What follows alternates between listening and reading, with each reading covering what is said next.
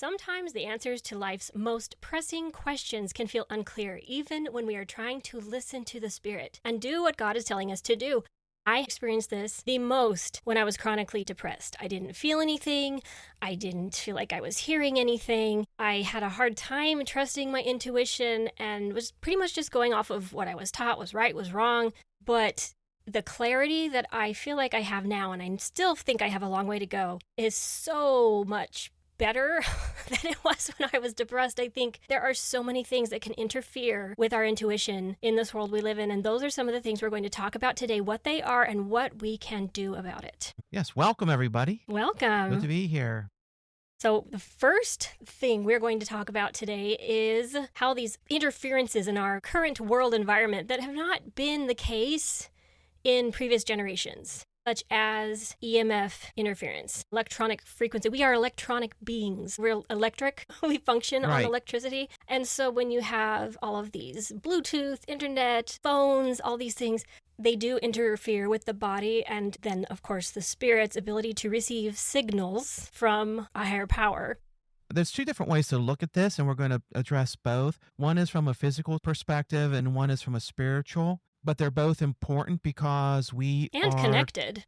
Yeah, we're composite beings. We are both physical and spiritual. And I know some people talk about the spiritual, that's energy, electric. Well, if you look at the spiritual side as the soul is a bundle of energy, a bundle of electricity, for lack of a better comparison, then when you say the physical world and all the different radio signals, magnetic waves, and that we're constantly being bombarded, it makes sense. That will cause interference, disruption in the normal flow. So what is something we can do about that, or a few things? I know I've got EMF blocking devices. I wear one. I've got them all over my house. There's only so much we can do to get away from them. But you'd mentioned something. Oh, yeah. When I go camping, there might be one cell tower nearby, but the majority of it is no radio signals unless you bring them yourselves. And I've noticed that for myself, whenever I go camping in one of these places, I sleep really well. I mean, I can sleep 8-9 hours. Whereas when I'm home in my apartment here, surrounded by all these devices, I'm only getting 6 hours, maybe at most. And then I end up having to take cat naps throughout the day. But the sleep cycle was definitely interrupted. And that's also another reason why my bedroom has very few devices nearby. The only thing that's there is a clock radio. But I don't put my cell phone in that room. I don't put anything else in there just to try and limit the signals. You can measure these type of signals. They sell all kinds of devices that do so. But the easiest way that I have discovered to hear electricity is if you go near these, like the high powered electric watt towers. We have these on the way to where I work. And whenever you're driving past that section of road, if you have your windows down, you can literally hear the buzzing and the static in the air from all of the electricity that is just leaking off of the towers. They're like 50 feet away, and you're still feeling that residual. Yeah. Something that I have realized over the years, I was vaccinated as a child, but most people are at least aware that there's some metals that are in some of those vaccines. If you're putting metal into your body like that maybe wouldn't have been as prevalent otherwise, you're going to be making yourself into a device, more or less, that will be more affected by electronic signals. Just frankly, that's just kind of how it works. And I think any one of us who have experienced that don't know any different, but it's just something to consider. This is part of the world we live in, something that most of us didn't choose. It was done as a child. There are chelating therapies. I've never really done one. But again, I think just getting out into nature more, even just, there's so many things going on, especially in the urban areas, energetic-wise. There's so many people. There's just a lot going on that can affect us that's not related to us in our little houses. We can feel the collective energies of a city. And there's more than one good reason to go get forest therapy, as one of my friends calls it, on a regular basis. Get out of the city. Going outside and touching the ground can be helpful. Barefoot in your own city Grounding, or town. yes. Grounding's good, but you'll get so much more out of it if you make a concerted effort to go somewhere where there's not as many people and clear out, especially if you're trying to get answers to some pressing questions. Going somewhere like that where you're not going to get as much interference. Right. So don't judge the fisherman sitting on the stream just casting. He's just sitting there doing nothing. Right, exactly. Just sit there doing nothing away quiet. from all the electronics and resetting your people. body. That's Yeah. basically what you're doing. This goes into sleep cycles, given whatever state you're in, but the direction that you sleep can affect you. I forget what the exact science is, if it's north, south, east, west. But if you're having difficulty sleeping at night, sometimes just changing the direction of your bed puts you in a different polarity as far as the magnetic field of the earth and will actually improve sleeping. I did that. I was having difficulty sleeping. I heard about that study, so I did it. I just rotated my bed 90 degrees, so my head and my feet were facing a different direction, and lo and behold, I started to sleep better. Just something simple as that, and it really brings out the fact that we don't think that sort of thing affects us, but when you make a simple change, and that simple change demonstrates firsthand a difference, then it's like, oh, wow, there might actually be something here that we need to look into that's actually affecting me. Right. And sleep. If we're not getting a lot of sleep, if we're feeling like a zombie throughout the day or keeping awake through stimulants like caffeine, you're not going to be at your best to be able to receive intuition. It's just you're either wired or tired, and your body and spirit can't optimally function that way. There's a reason we are encouraged to pray both before bed and when we rise. And I think that protection when we sleep and having that rejuvenating sleep, I will often pray, help me to have rejuvenating sleep. Or rather, I'm grateful, Father, for this night when I'm going to receive rejuvenating sleep. Thank you. Because I try to pray with gratitude, even before I've received what I've asked for, essentially. But again, it's so much easier to feel in alignment and be able to hear God speaking to us when we're not exhausted beyond unbelief. And so many of us are just grinding day to day to day to day and just doing what we have to do to provide for our families or whatever it is. It's a hard world that we live in right now. And it would take a lot of tuning in and intuition to be like, how can I do this better? But so many of us are in that grind so badly and so deeply that we can't even hear the solutions that God might have for us. When it comes to prayer, God says, step away, slow down, go to a quiet place where nobody else can see you, and just be quiet. If you look at the journey of Jesus and the apostles, he didn't run. They visited from town to town. They journeyed. Nowhere in the Bible does it say Jesus did a marathon and raced the disciples to get to the next town because he wanted to see how fast. No, just the opposite. So God is patient. God has all of eternity. He's not bound by time. We might be bound by time, but one of the keys is to go above that. Yeah, utilize the time we have most effectively in doing the things that he has all the answers. So if we're so distracted by all of these things, and you can think of all the things that distract you throughout the day. I mean, anyone want to raise their hand and say social media, please? Television, whatever addiction, but those all distract us from the things that would help us to hear God more intuitively. Making the concerted effort, the choice to distract yourself for a minute, disengage. Disengage, good. That's good. Make more of a conscientious and consistent mental physical effort. And it doesn't have to be a lot, just the intention of, okay, I'm tuning in. I'm going to just stop for 1 minute and talk to you, Lord. I only have 1 minute, but I'm going to use it to talk to you. Sometimes that's all it takes. There's a few of those throughout the day.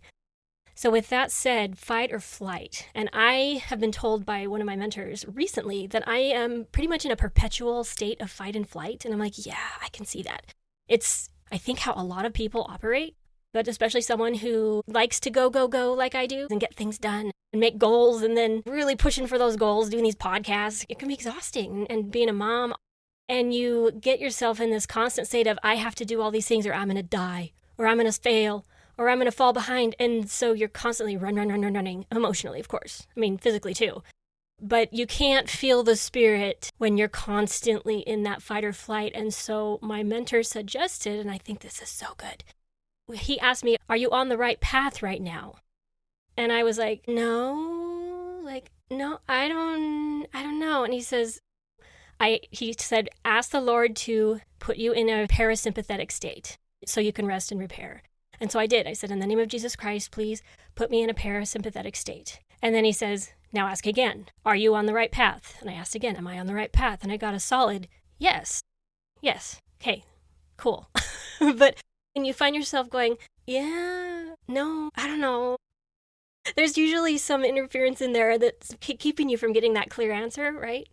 Even from my own experience, and this might be a youth versus old age thing in my case too. Especially when you're younger, you're very hyper, you're out there learning, you're out there experiencing. And when I first started working in the corporate world, I enjoyed it. I was traveling, flying places. But at the end, after 8 years or so, I was working 60, 70, 80 hours a week. Not sustainable. No vacations. Right. And that was one of the deciding factors when our company got downsized. And I just said, I'm done. I realized I needed to slow down. So then I made the change. And that was one of the reasons I became a teacher. In fact, this morning, I was just sitting there talking to God, and I'm just like, man, I'm really getting lazy. I'm just sitting here doing nothing, and I'm perfectly fine with that. Is that wrong? Am I lazy? Oh, I was having that type of a conversation with him. Of course, then, Jennifer sends me a text, hey, you want to record? So I'm like, oh, okay, sure. Why not? I know we're almost at extremes, but when you have that calm feeling, you allow God to work in you so much more readily, so much more easily, because you're not really expecting anything. Well, I'm yeah, like, and I it's so think simple. But what people don't realize is that is one of the most basic and most important things that we can do is to tune in and be like that pray always scripture. Right.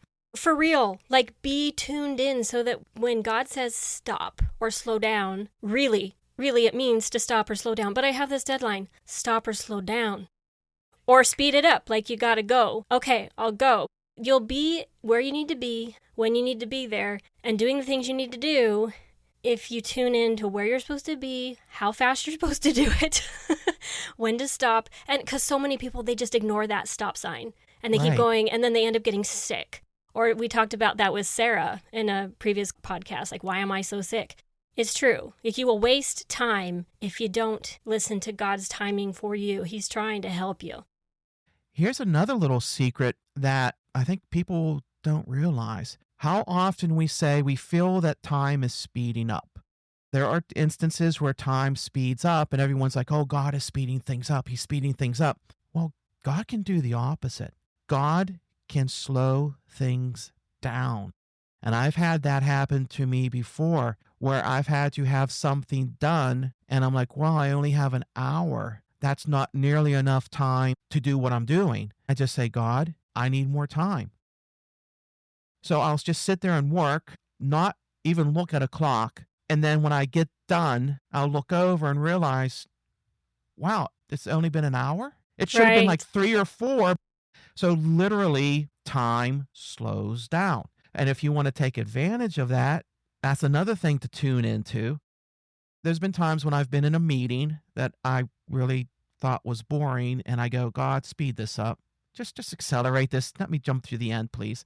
So, yeah, he can go both ways, and use that to relax. Or you can do that with sleep. You can do that with sleep, too. We've talked about that. I got 3 hours to sleep. I need this to be 8. Can you make this feel like my body's gotten 8 hours of sleep? And he can, and he does. So the next one I wanted to talk about that can interfere with our intuition is numbing effect of drugs and herbs, because herbs can be numbing too. We won't mention which ones, but you know what they are, as well as psychedelics. They rewire the brain in what I would call horrendous ways that are really hard to undo. So, yeah, I understand that a lot of people who were in my position, chronically depressed, you got to do what God tells you to do. If God is telling you need to be on this right now, then by all means, but let it be temporary. Even a Tylenol can interfere with your intuition because it numbs feeling. It doesn't just numb your body's feeling, in other words. So if you're numbing your body, your spirit is going to be numbed as well because they're connected. Even just a Tylenol every day, it's going to interfere with your ability to feel the spirit because you're more numb. Additionally, a lot of the pharmaceutical drugs that are created for depression, anxiety, they kind of make you not care. So there's less of an urgency or a desire to tune into God. It's just the nature of the beast. That's one of the reasons that I want to provide so many tools on this podcast to help people to wean off of those or avoid them altogether, because I couldn't feel anything when I was on them. And I wasn't even on a lot. I think I was taking 15, 20 mils. A lot of people take a lot more than that. It makes life more bearable. But again, it's just avoidance, distraction in the end. Okay? So I'm not saying don't ever take it, but it's just kind of the nature of how it is. My one friend was very addicted to pain medicine. Yeah, that's a big deal right now. He had taken medicine so much that in order to numb any pain, he was up to, I think, 15 Tylenol at once, literally taking the bottle and chugging a bottle of Tylenol because he said 2, 3, he couldn't feel it anymore. It wasn't enough. His body had become so adapted, so numb to that the medicine had less and less effect. So he had to just keep taking more and more and more. Well, in respect to those in particular, prescription painkillers, all of that category, not Tylenol necessarily or ibuprofen, they won't necessarily do this, but the other ones, I asked a friend about this because she had a sister who was on it. She wanted to understand what her sister was going through and why she couldn't get off of it. And what she found out was that when you take these pain medications, a normal body compensates for its own pain fairly well. So it's got its own painkillers that will go in. There's some kind of receptor cell, and it'll come in with its own cell or chemical. I'm not sure exactly how it works, but it'll come in like a puzzle piece and fit in there and numb some of that pain for you. Your own body can do this. When you take oxycodone, for example, it changes the shape of that receptor so that it can fit into that cell and then stop the pain. Well, when you stop taking the oxycodone and maybe you're not in pain anymore, but the shape of that receptor cell has changed so that your own body's ability to connect to it has been destroyed. Your own pain tolerance is way lower because your own body can't compensate anymore. It can't fit in like a puzzle piece. Only the oxycodone can. And so you feel like you have to be on it in order to feel even normal and without pain. So you might not even be in pain, but you might think you're in pain when you're not even in pain. It's kind of freakish, and there's a movie about the evil people that created this. I'll put that in the notes. I haven't seen it. My mom told me about it. It sounds way too disturbing. But that's it in a nutshell. There's people who are inspired and amazing who create pharmaceuticals that help this planet. I think herbs are the better way to go, but then there are people who are inspired by very dark things, who are really only concerned about money and will do anything to get it. And something as addictive as this, that's as widespread as it is and as needed, quote unquote, with all the surgeries that occur and so forth. I mean, they handed it out to me like it was candy when I had my baby. Yeah. I'm like, I don't even need this. I could have sold it on the black market if I'd wanted to for a lot of money. I threw it out in the trash, but it's kind of, it's not good. So even just a Tylenol, even just antidepressants, those are all numbing. Okay. Also be aware of these effects with somebody you might know. There was somebody I was very close to, and they became addicted to prescription painkillers. And the one painkiller actually had a warning not to go beyond like 6 months because confirmed mental changes can happen. That's some of the known side effects. And it turned out this person kept getting more and more drugs. Anytime a doctor would tell her no, they would go get a new doctor, wouldn't tell them their history so they could prescribe more. And told us that they weren't doing it anymore till we went in and opened up the closet and saw that they had about 500 bottles that they had stored up, and that they were just, over the years, that person changed. Their personality changed. They were no longer that same person. Without further research or whatever, but I'm point positive, as are some of the everyone else who knew them said it was that pain medicine because they were on it, they were addicted, and over the years, it just ate away and literally changed their brain chemistry. Right. And When it's you sad, are doing things that abuse your body like that, you are literally opening yourself up to spiritual things as well that can then yes. change you. There's a part of me that wishes people could see like really what's going on, because if you could, you'd be like, I'm never going to do that. Or they'd be terrified to watch on a spiritual level what is happening when you're doing this stuff. It's so horrifying. Like, I don't want to tell you, horror movie, but if you're letting that stuff in by your choices willfully, there is a way back, but it makes it harder and harder and harder the longer you're on that path. And you're continually opening yourself up through abusing your body and making it hard for your body to protect the spirit inside, or the vessel that you're carrying the spirit in. It just gets all covered up. On a spiritual side, particularly if you believe in angels and you're devoted to angels, be aware that angels witness all of that. So anytime, even though you can't see it happening, they do.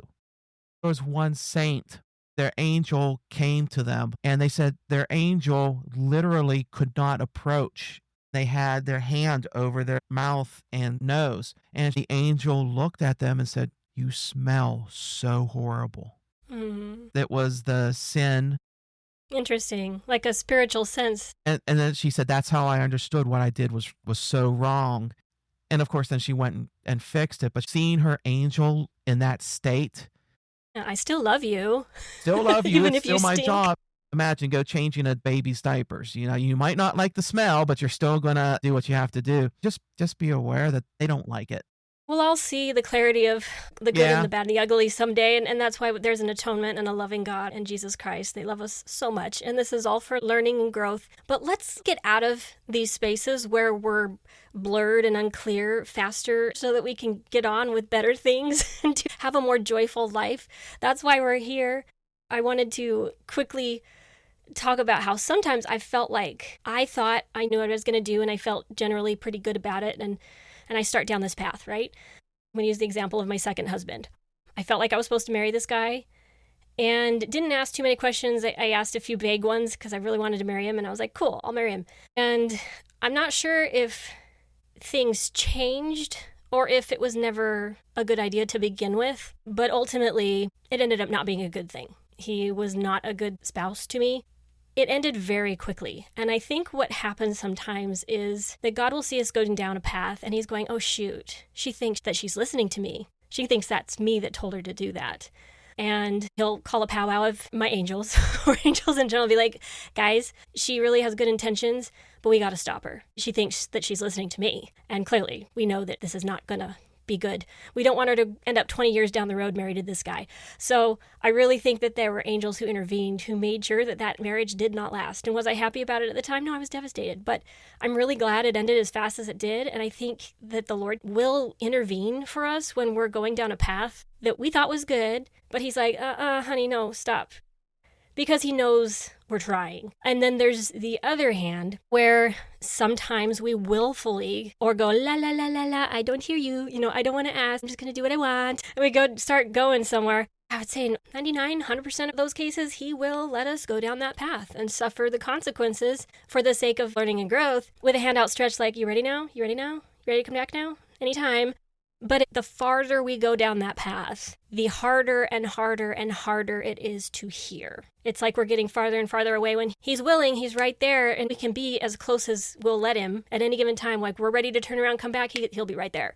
But if we continually walk down a path of darkness or of a poor choice, it's going to get fainter and fainter and fainter, where you get to the point where I've heard women say at times concerning an encounter with the opposite sex, where they ended up doing something that maybe was a little immoral, okay? You know what I'm talking about. And they'll say, but it felt so right. It's interesting where you can get to that point, and was it because it was really late and they were tired? Was it because they were going, la, la, la, la, I'm listening to my hormones and emotions now? Or could it be that they were under the influence of something? Often that's the case. It felt so right when I was under the influence of alcohol. But ultimately there's times when it's a false positive. We're wanting it to be this, and we create an environment where we can say yes and feel quote unquote good about it without feeling shame at the time. Spiritual binding. By our very nature, our spirits desire to be bound to others.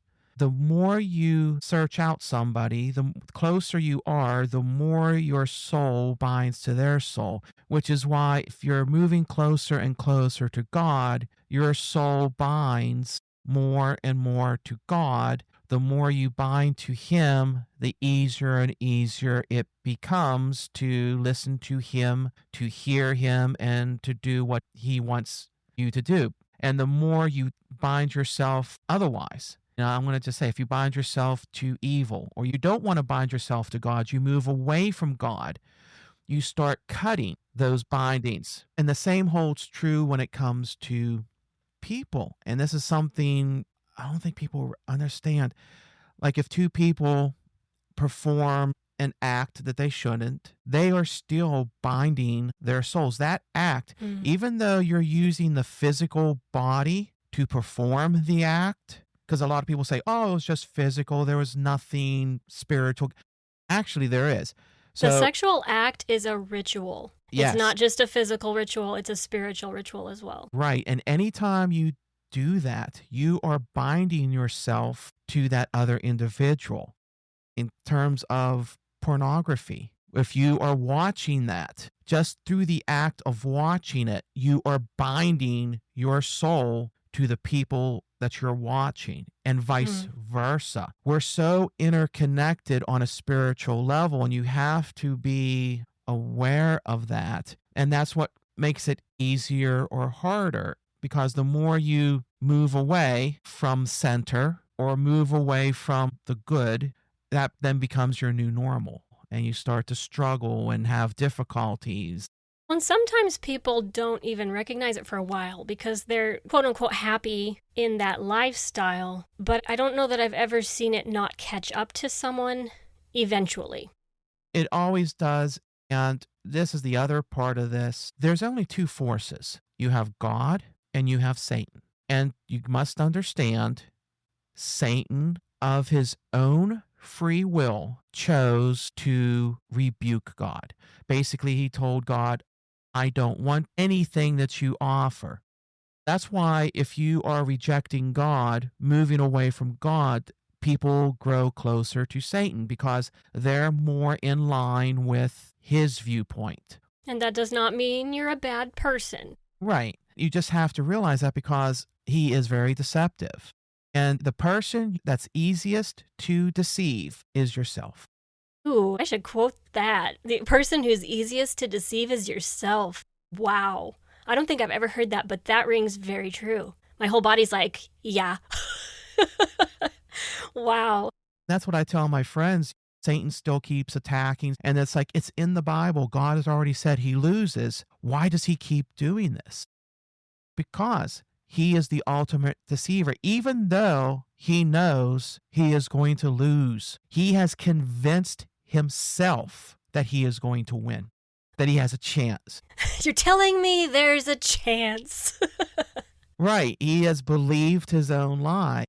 The human body, the human spirit, by our very creation, is designed to align one direction or another. And that's where the concept of free will comes in. It's not that we can do anything. No, the concept of free will is you get to freely choose. Do you want the gifts God is offering you or not? If you choose the not, then you're going to be with the people that rejected him. I have an analogy that just popped into my head. So there's a musical thing that happens with sound waves. And when I'm playing with a student, for example, or in an orchestra for that matter, but a lot of times with a student because they're still learning, they're not quite as in alignment yet.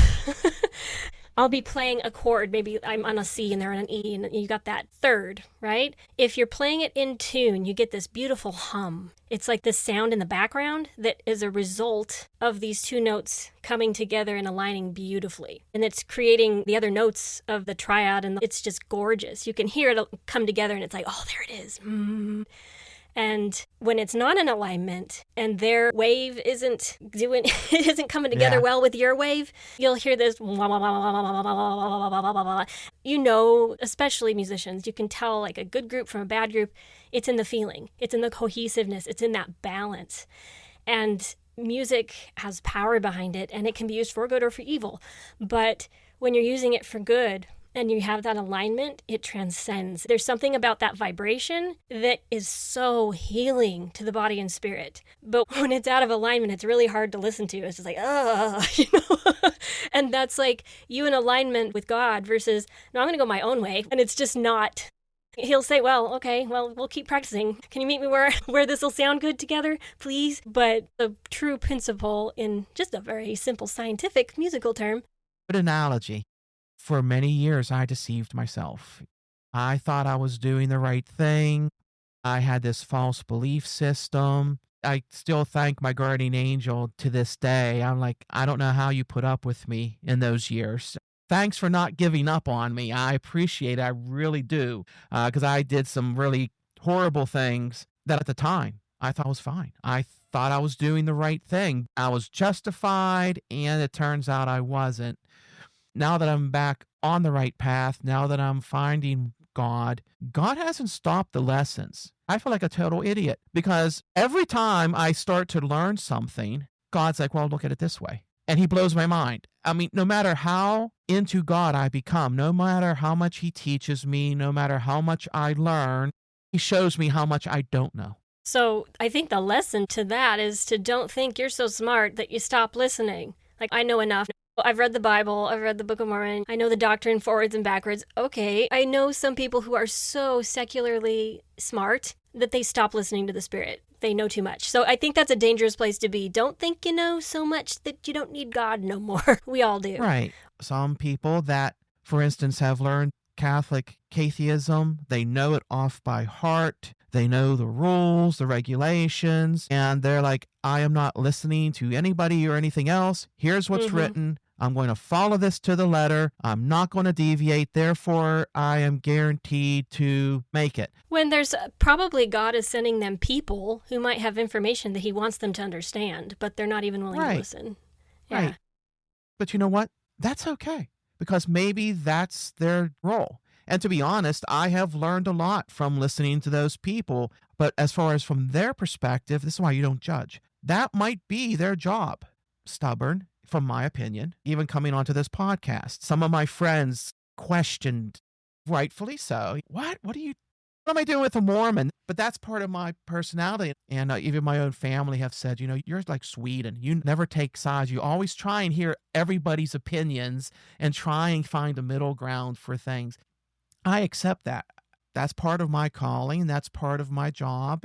I'm very open. I listen to everybody and I just make my own judgments. I still have my core faith. I still have my core beliefs, but I'm also willing to listen to others, learn from others, and see how God is acting in their lives and how it has effect on mine. It's a big puzzle. I see the world as a giant tapestry. I see everything being stitched together. I see the big picture, or at least I try to. Yeah. I think there's also spiritual diplomats as well. You'd mentioned several times about core beliefs, core religious beliefs, and so forth. I wanted to end with one more thing that can get in our way, our core limiting beliefs. So the definition of a core limiting belief, according to Anne Shoemaker, in effect, limiting beliefs are thoughts, convictions, or opinions that we believe to be absolute truths, which leave no room for anything else, right? That hold us back in some shape or form. As a result, they prevent us from growing, achieving our goals, taking risks or new opportunities, or becoming the people we want to be. These beliefs can be about yourself, like I'm not this or I am that. The world, how it works, like everybody's like this, everybody's like that, the world's a horrible place, the world's a good place. Or life in general and how it works. Like, this is how it is. Or I should never do this. Or I should always do that. We are trying to identify limiting beliefs. So the word should, and we've talked about this in other podcasts as well, which is such a shameful word. There's so much shame oozing out of the word should. And so I think a lot of people mix up the religious foundations versus religious culture. And there's a difference. Right. And some people are so fixated on what's always been done and the culture and what's always been said, when frankly, even leaders in churches can make mistakes or say things that are human and maybe were partly inspired but not quite said right or misinterpreted. There's just so many things. And the way we believe about ourselves, especially if you struggle with mental illness, we've talked about this again before, how many lies you believe if you are mentally unstable, as I was. You are full of it. You are full of it. And so these core limiting beliefs, which can come from childhood, can come from things your mother said to you, friends said to you, the way you were treated, if you were bullied, if that's your foundation, and everything else is built upon it, it can really distort reality. And so if you're making decisions based on these core limiting beliefs and you're not willing to allow the Lord to come in and heal those things or help you reassess what you understand about what you've been taught with more clarity and with the pure truth that God wants you to know, you're going to continue to struggle. One person that comes to mind, the entire time that I've known her, she's just lived in shame. And she's a super, super good person who lived the letter of the law at church. We do this is how it should be. I would say she's usually pretty depressed and miserable. She's just so fixated on all of the shoulds that she isn't giving room for God to... I know she listens to God, but there's just so much more that he could do for her if she would just relax. Yeah. Just open up the possibilities that maybe you don't understand things the way you think you do. And I had to be knocked upside the head and beaten up to a pulp before I would go, okay, maybe I'm not getting this right. Because I was so stubborn. Oh my gosh. And I thought I was doing it all right. I thought I was so much better than everybody else. And I had it wrong. Oh my goodness. And not that the foundational things were wrong, but the way I was living it in my life and how I judged other people and just how rigid I was not. It just was not. It was not a recipe for a joyful life or a life where God could speak to me and inspire me and move me and help me to be and do and become what he wanted me to do and be and become. Same thing happened in my life too. I was so far down that road and I was very stubborn, and God's even told me, he's like, that's one of the greatest gifts about you is how stubborn you are. Once you become fixated on a course, nothing stops you. You won't deviate. You will just continue until you solve it. And he said, but that's also the two-edged sword, because if you're stuck on the wrong course, he has to intervene to get me to change direction because I'm so stubborn. It goes both ways. For people out there listening, when bad things happen, it might just be God trying to nudge you to try and get you to go in the right direction and move away from a worse situation. Especially if you're coming out of depression, or once you realize that you are suffering and that something is wrong, don't be afraid if something bad happens. Because number one, Satan could be doing that to try and keep you depressed, to keep you off the right path. And number two, God could be using that same situation to bring good, to bring you back to where you need to be. And I've had that happen before. I get stuck behind a really slow driver. This person's doing 30 miles per hour in a 60 mile per hour road. Come on, I want to get home. Been a long day. 10 miles down the road, we come to a stop because there's been an accident. And it kind of clicks. Like if I had left on time, that could have been me. God sent this slow driver to slow me down so I didn't get caught up in the accident. God could be doing that with you. He might be seeing that you're going down this really negative path. You're moving farther and farther away. And God says, like, well, if this continues, this really bad event's going to happen. I don't want that. So he'll Or it's kind of like a path of no return if you get too far down or really hard. Right. So he will just send these little things, and what you might think are horrible at the time. Yeah. But those things might divert you from what is really bad. And that's part of the life Or just give him review. time to get a hold of you. Like, hello, slow you down. So are you listening yet? Sometimes there could be deep meaning. Sometimes it could be, I just don't want you to go down that road right now because the timing isn't right. I just want you to spend more time with me. So I'm going to slow you down so you think about me more. Yeah. When I was at the end of my marriage and trying to decide what to do, should I get a divorce? Should I leave? Should I stay? And I had all these temptations. And I remember seeing in my mind a day vision, fire everywhere. Just fire surrounding me everywhere, getting bigger and bigger and bigger.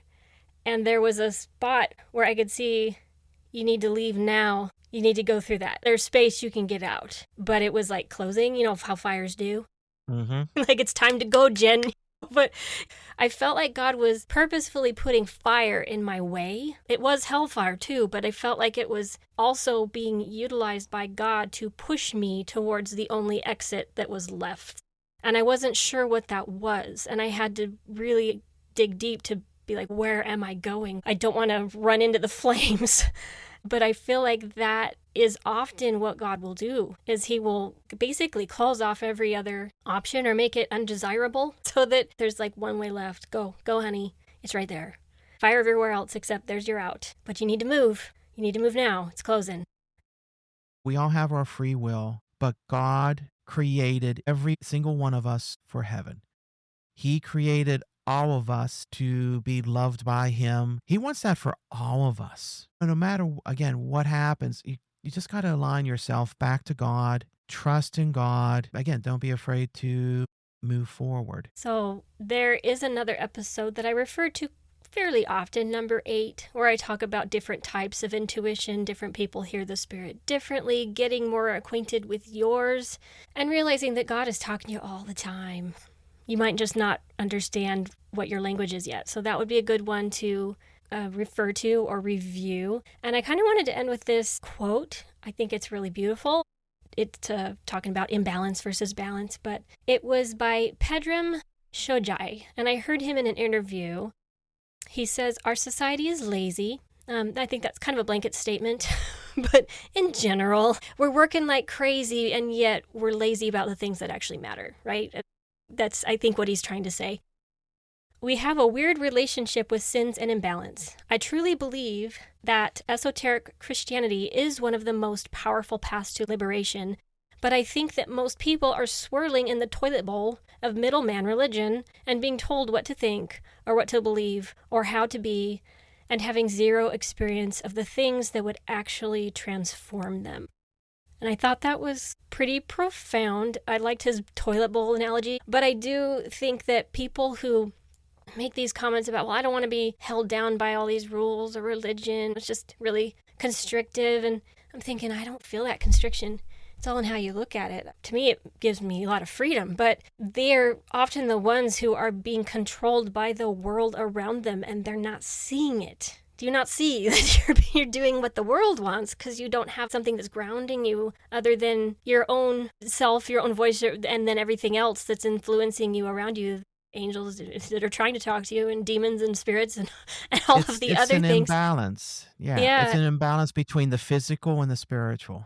So again, getting back to that quiet, finding ways to get quiet, finding ways to find balance, finding ways to clear, right? It's going to be an individual path for you, but in our society, it really does have to be intentional. In a lot of cases, it's not going to just be there because of all the things we've talked about today. The interferences in our environment, in our world, in our spirit, in our physical bodies, even clearing our bodies of all of the toxins in it, which we've talked about regularly. But you have to take that intentional effort in order to hear more clearly. And as you do, it will get more and more clear. So don't be discouraged if you feel like, I don't hear much now, or I've never heard anything. I think you do, you just don't realize it. And getting to where you recognize it, and then you can tune in more easily on a regular basis. That's the ultimate, right? Exactly. Ultimate goal. I'm telling you, I was numb, didn't feel like I heard anything for years. Years and years and years. I'm by the seat of my pants is what I felt like, doing the best I could. But if I can do it, and I can get more clear, which I'm still a work in progress, you can do it too. Agreed. So thank you again, John. Appreciate you being here today. Always. This is the Overcome Depression podcast. We will see you next time.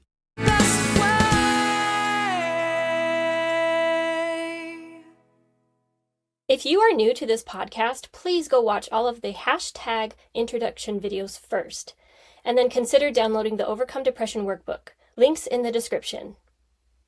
The content in this podcast is based on my own personal beliefs, is for informational purposes only, and is not intended to substitute for medical advice, diagnoses, or treatment.